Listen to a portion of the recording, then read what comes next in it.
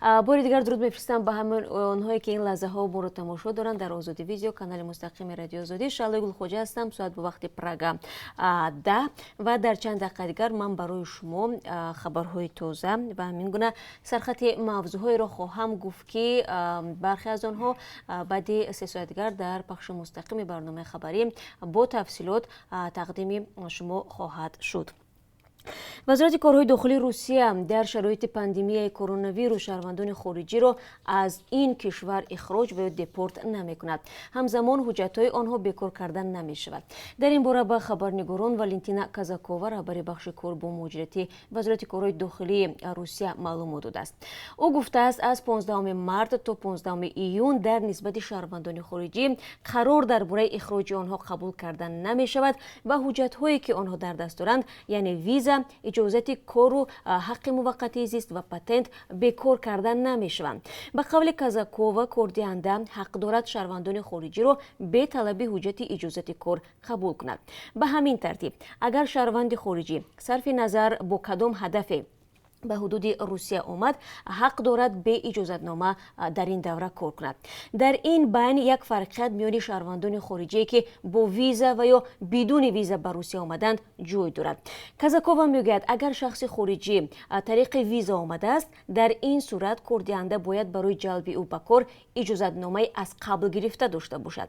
ولی شهروندان تاجیکستان، ازبکستان، مولداوا، اوکراین و آذربایجان که ترتیبات ویزا به آنها داخل ندارد می توانند به داشتن پتنت کار کنند. اما کاردهنده مسئول است که در این باره بخش‌های مهاجرتی وزارت کارهای داخلی را در جریان بگذارد.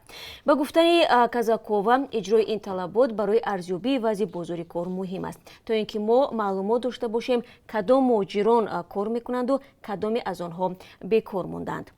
یادآور میشوم که فرمان ولادیمیر پوتین پرزیدنت روسیه در مورد سبکی دادن به بود و باش شهروندان خارجی و افراد بی‌شهروند در شرایط پاندمی کووید 19 18 اپریل صادر شد و این سبکی ها از 15 مارس تا 15 ایون را در بر میگیرد.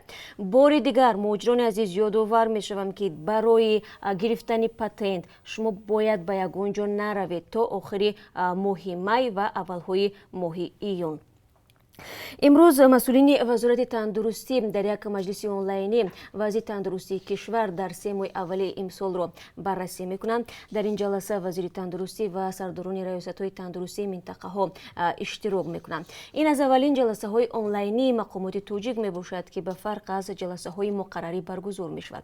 تاجیکستان از کمترین کشورهای جهان است که به گفته مقامات کرونا ویروس در آن به قید گرفتن نشده است. همکاران ما تلاش دارند جزئیات این جلسه را به دست بیارند تا برای شما پیشنهاد کنیم. ضمناً باغ و خیابان‌های دوشنبه برای پیشگیری از پنجشنبه احتمالی کرونا ویروس شبانه پاککاری یا دزینفکسیون می‌شوند. این عمل با دستور مقامات از سوی شرکت فاوز و برخی شرکت‌های دولتی انجام می‌گیرد. آیا امکان دزینفکسی همه کوچه و باغ‌ها وجود دارد؟ این موضوع نیز امروز در مد نظر ماست. خبرگزاری اینترفاکس می نویسد که هواپیمای شرکت سامان ایر برای انتقال بسته های نقاب طبی از خوجند به ایتالیا پرواز کرده است. از دفتر مطبوعاتی این شرکت به خبرگزاری گفتند روز چهارشنبه هواپیما برای رساندن 792,000 نقاب طبی به شهر ویرونا پرواز چارتری انجام داد.